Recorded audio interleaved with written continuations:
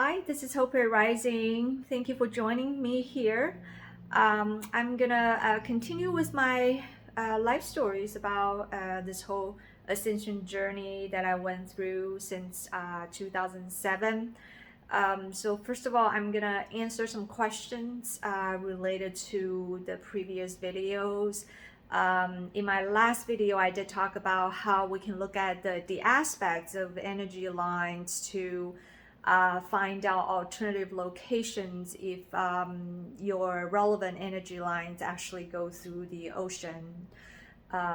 So I was asked to provide more information about how you can fine tune the final locations, because obviously each line goes through so many locations. So one way to kind of fine tune your final relocation destination selection is to look at the relocated natal chart.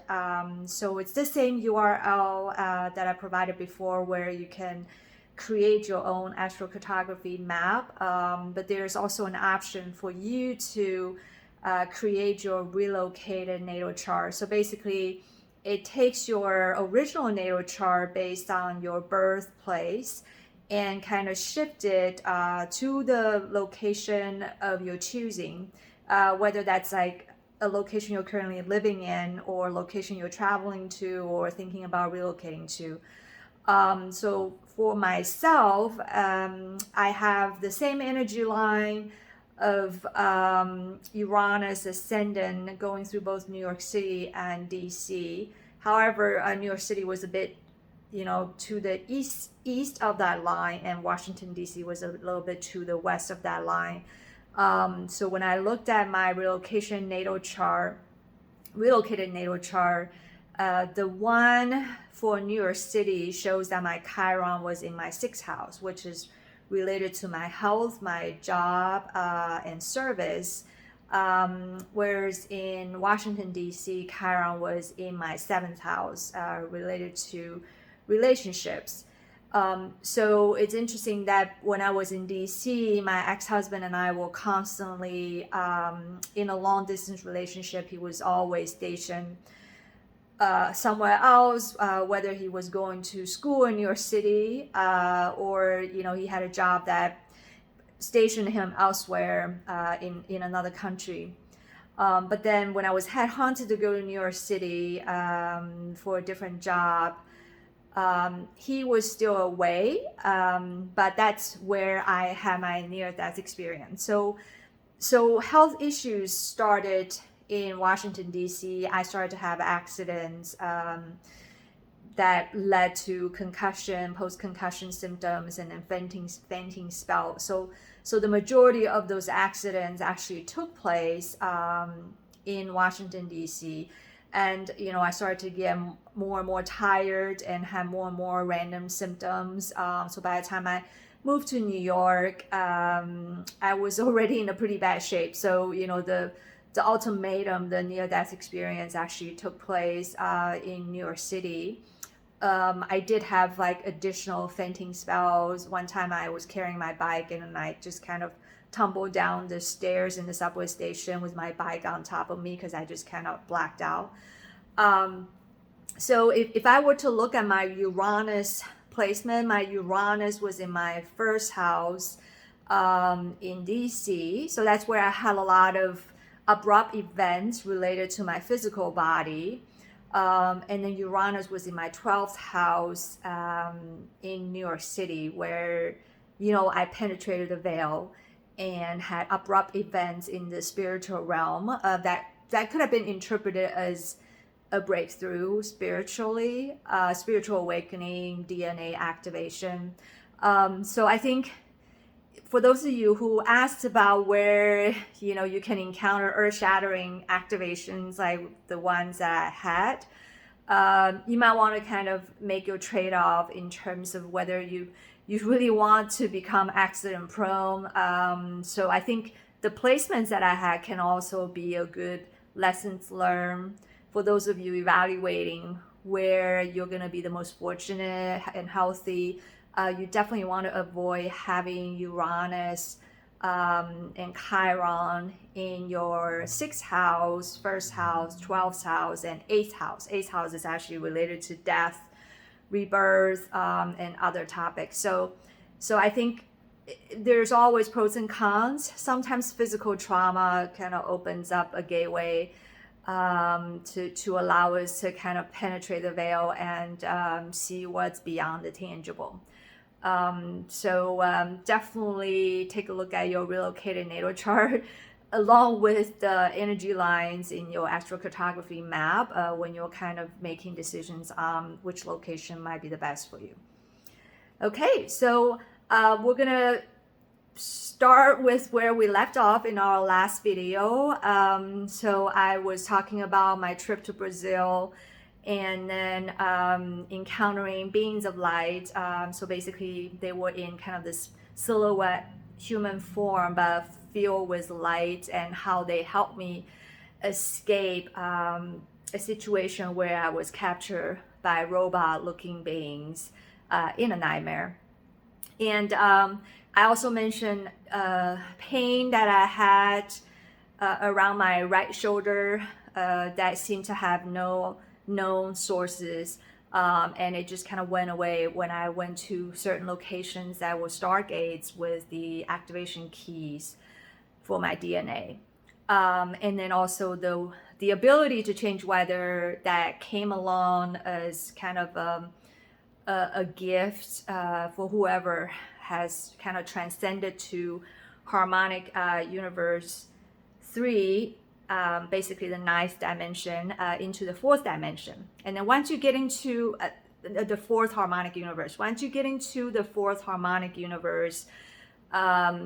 you encounter your avatar selves, these light beings, and you're given service assignments. And for me at the time, my service assignments were mostly around changing extreme weather events. So that was part of my job as a professor. When I got my PhD degree, my expertise was in climate adaptation. So interestingly, your job kind of leads you to different posts for the kinds of service assignments that you're supposed to carry out. So I happened to get a job with Penn State University for a year, State College, Pennsylvania. And then I got another job with Washington State University for 2 years because my ex lived around there. So I moved back there. And interestingly, these 2 locations both had quartz crystals underground, where I went to school also, Eugene, Oregon, Ann Arbor, Michigan. They were also, around locations with quartz crystals. So I do think that to fine tune your locations along the energy lines, you might want to do some research on where you might find the most quartz and crystals, because oftentimes those were the locations where my body feels the best. When I go on these 3-day campus interview for jobs, usually my body tells me which job I should get, because wherever has the crystals and quartz underground seems to make my pain go away, and my whole body feels better. For example, after my Washington State University job, I was interviewing on 9 different campuses, and somehow, I was allergic to the water or to the food, or had different random pain when I went to 8 of those interviews. But when I landed in College Station, Bryan in Texas for my interview with Texas A&M, my body just felt home. I felt so relaxed, and then I loved the shower water. My body wasn't allergic to the water, wasn't allergic to the air or the food. And then later on, I discovered that College Station and Bryan also have a lot of quartz and crystal underground. So you might want to just listen to your body, visit these potential locations you want to move to, and also do some research on whether they have quartz and crystals underground. All right, so now I'm gonna talk about where do we go from harmonic universe 4 to harmonic universe 5. So when I started to realize that mitigating extreme weather event was one of my service assignments, oftentimes was aware of extreme events that were happening. For example, there was a really bad wildfire happening near Pullman, Washington, where Washington State University was. Like somehow I was made aware of the event. I could feel what happened. And then that happened to be the only place where I got a job out of all the places that I applied to. And it's interesting that the 2 years when I was there was no wildfire. They actually had 5 times as much snow in the winter. The snow was piled up above the windowsill in my backyard when I was there. So there was so much snow melt that it was not possible to have wildfire there. So when I moved there, I had this fascination with hot springs, so I just kept traveling down the gorge to Montana for some hot springs on weekends. It was a 5 to 6 hour drives, but somehow I consistently made that drive almost like every single weekend. Same with when I was in Oregon for my PhD. I consistently drove to Cougar Hot Springs, and I at some point had to drive up and down between Portland and Eugene, sometimes down to San Francisco, Mount Shasta area.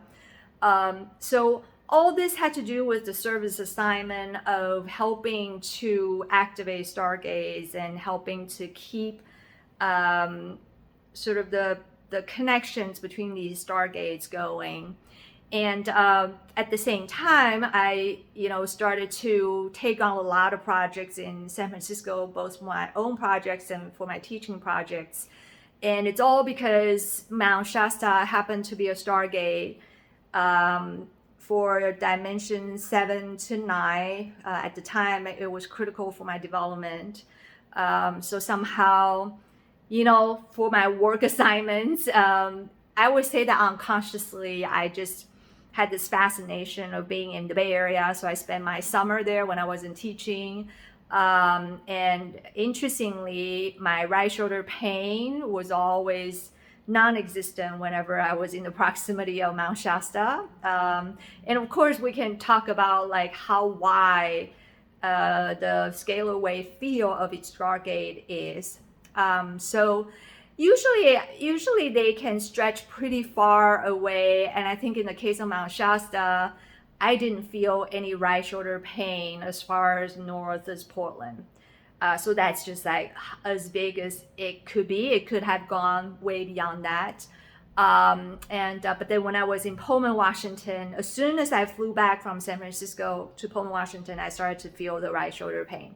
So when you're doing research on where you're going to relocate to, how far away it is to a Stargate that's relevant to your DNA activation, you might want to visit, locations in proximity to your Stargate to kind of gauge where that circle of influence might end, so that if your intended destination would actually give you the kind of relief from your ascension symptoms. Another thing that I want to mention is your service assignment. So at the time, I did a lot of climate adaptation work with community-based initiatives. So I took my students to San Francisco and Richmond, California, mostly in the Bay Area, quite a bit. And I've encountered resistance at the university in terms of wanting me to do more local projects in the rural Eastern Washington area. So it didn't have anything to do with water because it's pretty dry there. And my work had a lot to do with mitigating the impacts of storms, sea level rise, and anything water related. So water became part of my service assignments because water is a carrier of higher consciousness. there's water inside a human body. So when we're talking about living energetics, how the human body interacts with the living energetics of nature. So water is a huge component in terms of our sensory experiences with water.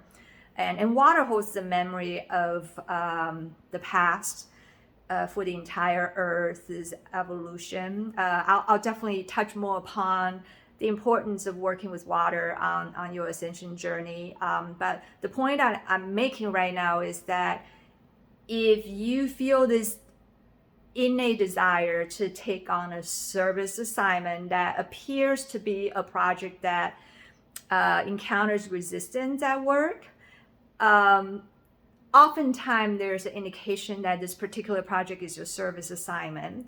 That's why you're encountering opposition.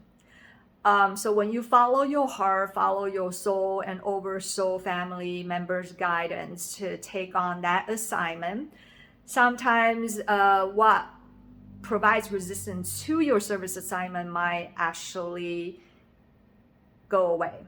So in this case, I started to grow less content with my job because of the comment about how I needed to take on more local project in rural Eastern Washington instead of going to the coastal cities near Mount Shasta.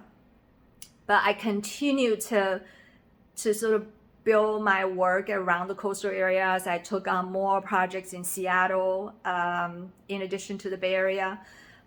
So ultimately, one day, the new dean came in and had a meeting with me and said they have a physical deficit and they needed to eliminate some faculty lines because they're consolidating 2 schools into one.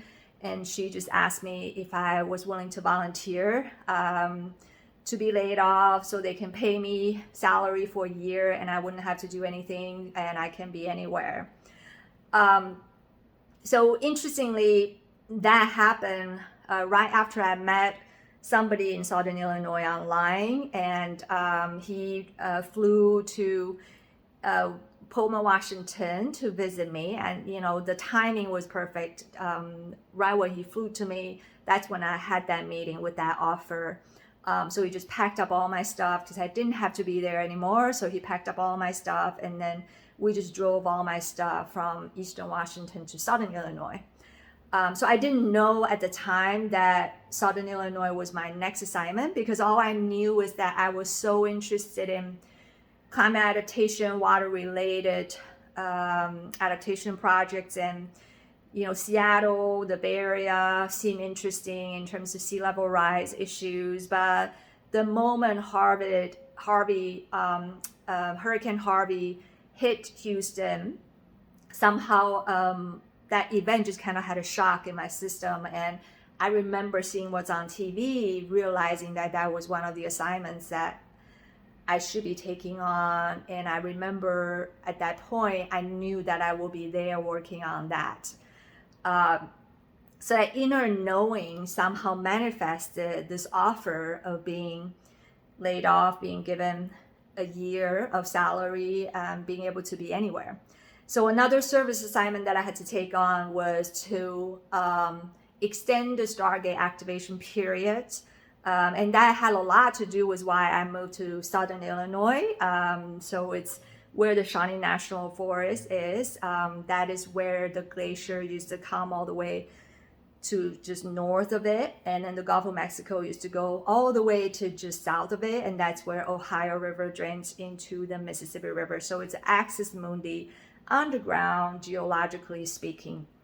At the same time, in 2017, right around the time when I met the person who helped me move to Southern Illinois, there was a solar eclipse that went from North Carolina to Oregon, and it had the longest totality where the Shawnee National Forest is.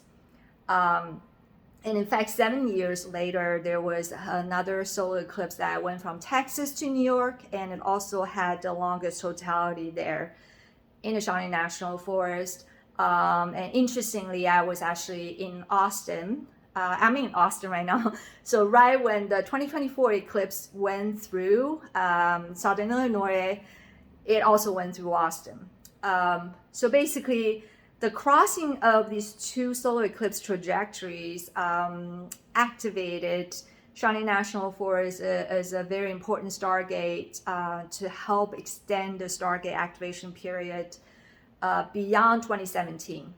So initially, there was a period from 2012 to 2017.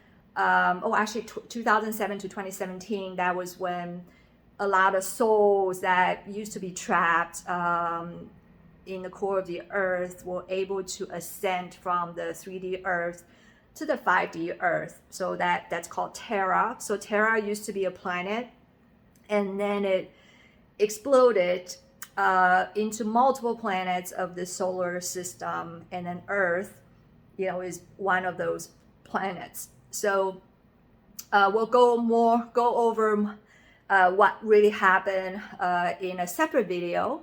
But what I'm trying to really get at here is that during that Stargate activation period is when all of these souls that were trapped were able to ascend back to the 5D Terra, 5D Earth, and but somehow the whole important assignment of reestablishing the seal of Amenti in the core of the Earth didn't get fully accomplished. So there's a need to further extend the Stargate activation period. So we can consider like 2012 as kind of a critical milestone where two timelines start to converge. So we have the 5D and the 3D kind of coming together. Imagine them as like two railroad tracks that are starting to meet at a railroad station.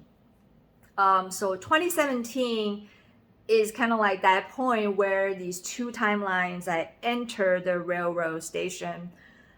So by extending the Stargate activation period, we're allowing people to kind of jump between the two timelines very easily because they're so close. There's no need to make a big jump. You can easily switching, like living in two realities at the same time. So that's kind of what happened between 2017 and 2024. So a lot of people were able to easily cross over and go between these two different timelines. So if you go between these two timelines pretty frequently, you don't seem to feel a lot of disharmonies or kind of this in-between feeling during those 7 years.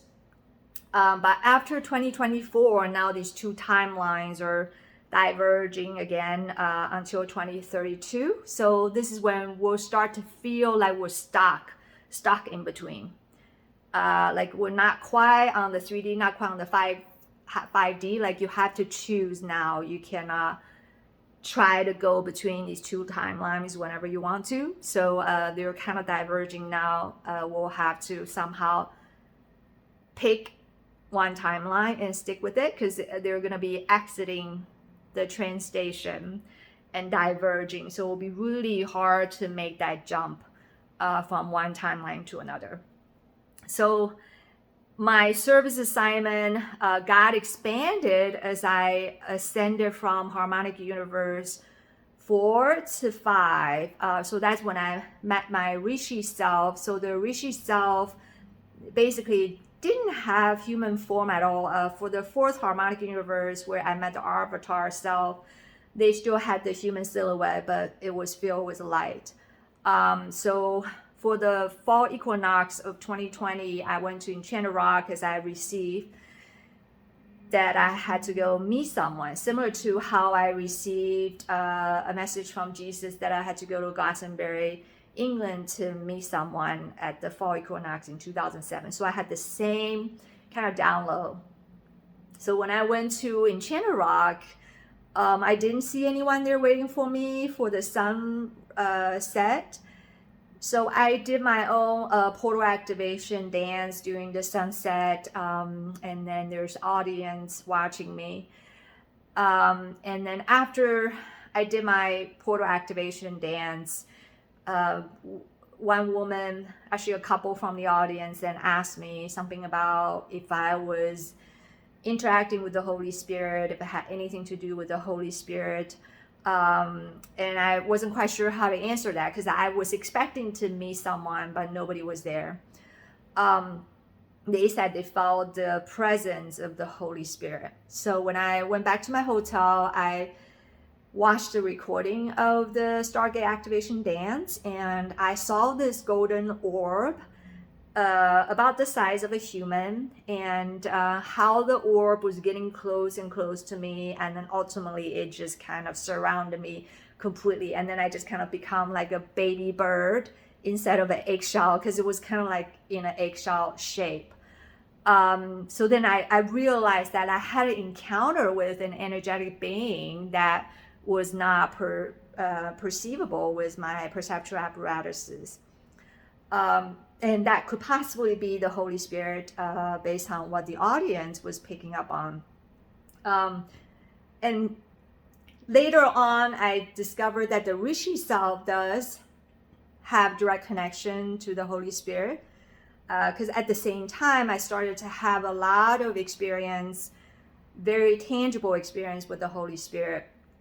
Whenever I walked into a church, I would start crying nonstop and felt the vibration of the Holy Spirit.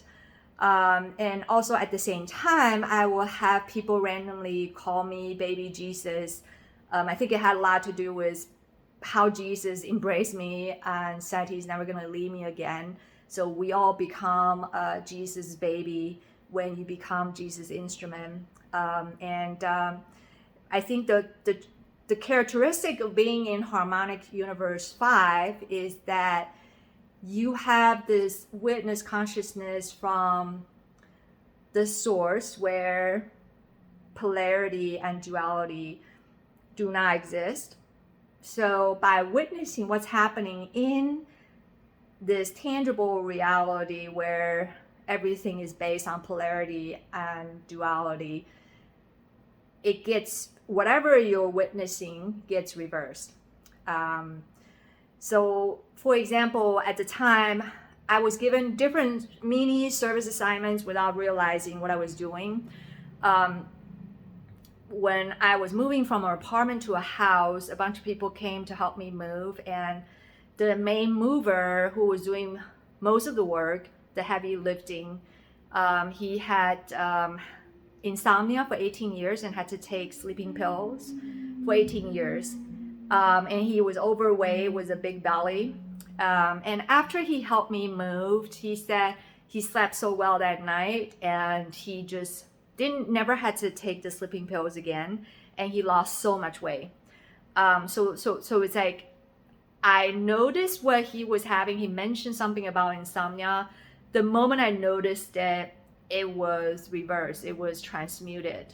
So anything that's out of balance comes back into homeostasis at the moment you're aware of what's out of balance. And another example is that I guess a couple years later, my laptop all of a sudden was calling his name, and I had not been in touch with him. But I had his phone number, so I just randomly texted his name, texted him and asked, how are you doing?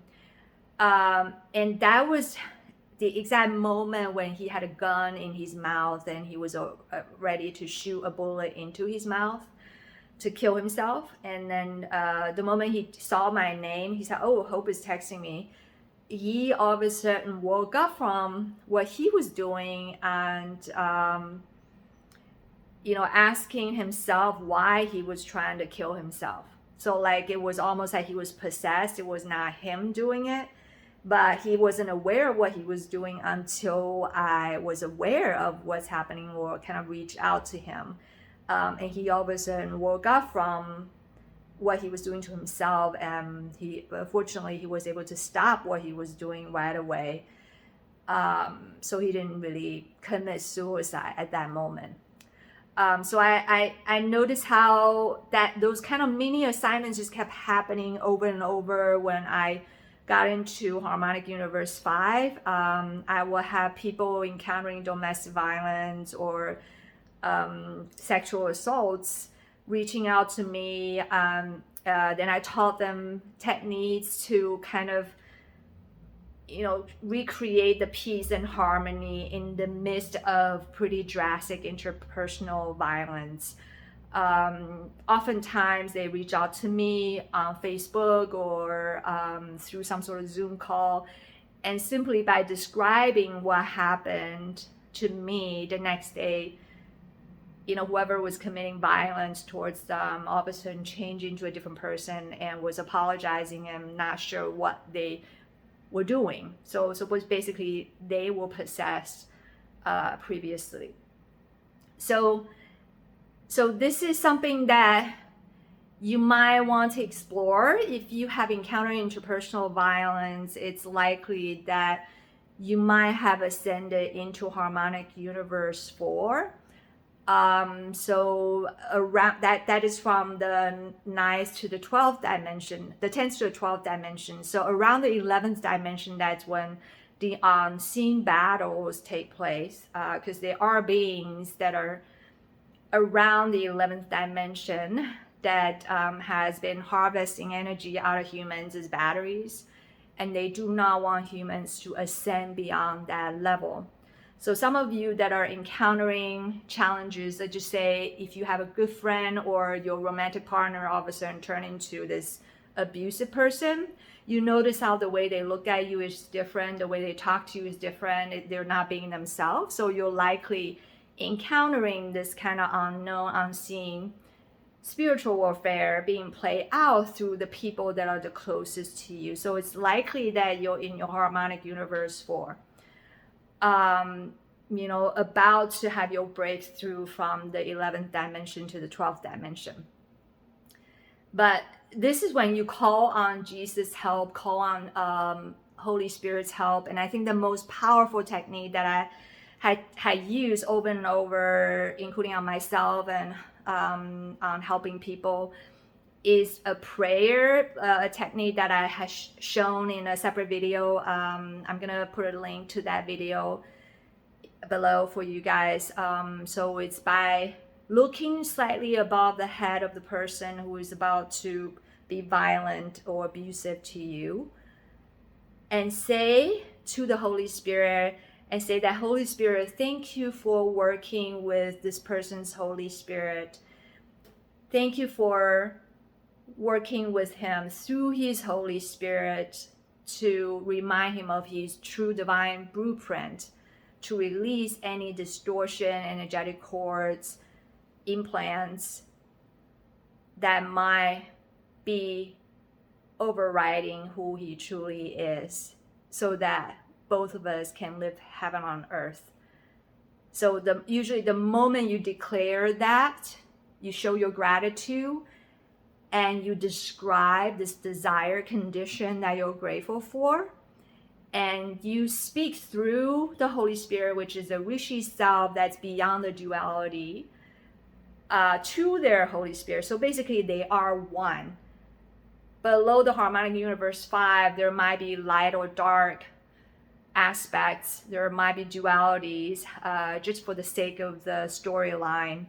But beyond that, we are one. There's that unity consciousness. So when we can speak from that place, that's when all conflicts and unseen battles will naturally be neutralized.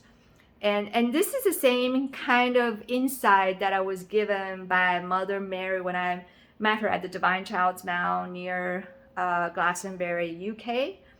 She asked me to be very careful to not become too much of a soldier, to not become too selfless, and to always look into the divine essence of whoever I'm dealing with, and to witness that divine essence as if it's real, as if it's the ultimate truth, even though what's right in front of my naked eyes seems to be the opposite. So I think what she was teaching me is very similar to this method that I was just talking about in terms of intercession through the Holy Spirit. And similarly, if you are a healer, energy workers, I definitely recommend tapping into the Holy Spirit, tapping into your Rishi Self, and always become the instrument of that when you're working on someone. So I noticed how when I was in the harmonic universe 4, most of my patients' pain or symptoms went away, but sometimes I could get very sick if I were to pick up on some pains or symptoms that seem to be arriving from their specific implants at, with whoever they were battling with at the 11th dimension. Then I ended up picking it up and they ended up making me sick.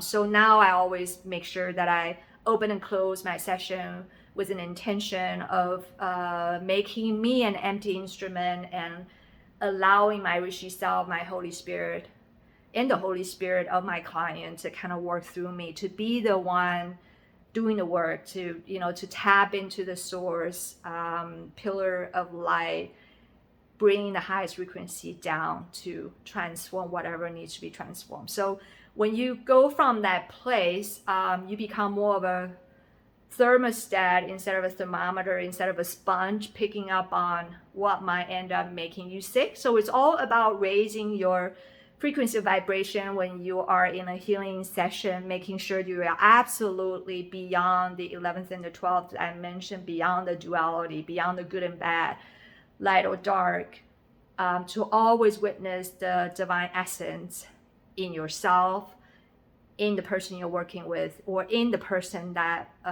is trying to be abusive or violent towards you. So I think that's it for today. I have a lot more I would like to share, but I do think that if we can use astrocartography as a guide to kind of understand where we can flourish the most during different stages of our ascension journey, I would definitely recommend checking out your Uranus ascendant line, like I mentioned before, and Chiron descendant line. But you have to make a decision. You have to kind of look at the relocated chart to make sure that the kinds of triggering events are not going to be too much for you. And then after that, when you're entering the harmonic universe 2, I mentioned that the IC sun line might be a great place for you, because that's where you'll encounter situations that remind you of your soul fragments, your past lives, and you'll begin to be able to triangulate the light purposes of multiple past lives into a unifying theme for your soul mission. So you can literally remember the different timelines you had experienced, and actually you're always experiencing those timelines. It's just that those are the lives that you had experienced mostly on Earth. And then for harmonic universe 3, I definitely recommend going to places with the Neptune descendant line. I mentioned this before. So Neptune descendant line is going to bring you a lot of your Oversoul family members that are essentially your spiritual council members that will either communicate through you without your perceptual apparatuses through direct cognition, or like in my case, they will have direct encounter with you as human forms.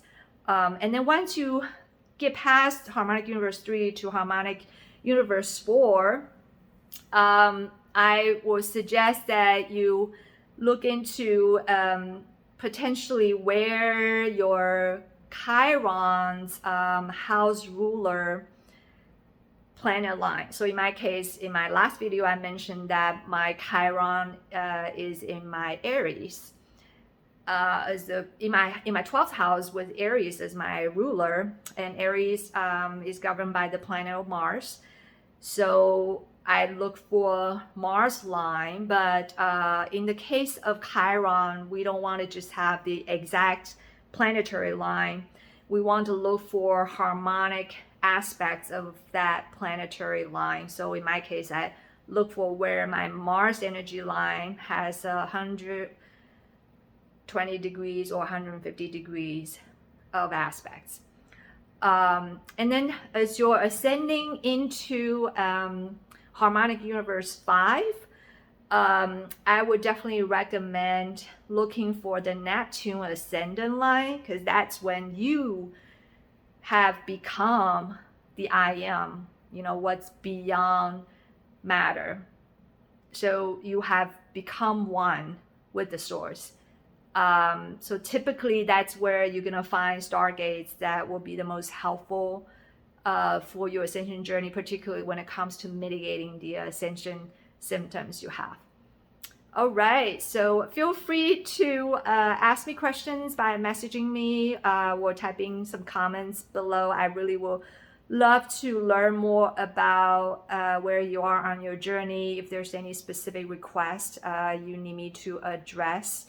And I look forward to seeing you again. Thank you for spending time with me. Have a wonderful day.